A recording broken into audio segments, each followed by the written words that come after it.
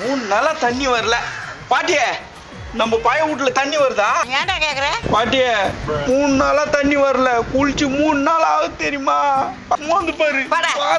நாய் சத்த நாட்டம் வந்து மோந்து பாருண்டி தொலை போடா. ஐயே, நான் இப்படி சிலுத்துக்கிறேன். நீ குளிக்கல மட்டும் செண்டு வச்சுனே வரோம். அப்படிதான் வரோம். காவாயில் எவ்வளவு தண்ணி போகுது, இதுல போய் குளிச்சுக்கா. நான் என்ன பண்ணியான்னா காவாலாம் உயிர்ந்து பேரறதுக்கு உனக்கு ஒன்றும் ஆச்சு இருந்தா நீ பேரந்துக்கா.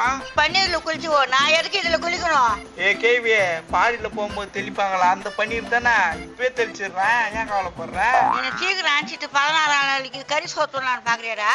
நான் கறி சோறா செஞ்சுக்கிறேன். எனக்கு வாடா, வெள்ளாட்டு கறியா செஞ்சு வச்சுக்குதான் கோயா. கேட்டு போட்டு துண்டு கொடு. அப்படியா? வெள்ளாட்டு கறியா செஞ்சு வச்சுட்டு எனக்கு ரொம்ப பிடிக்குமே.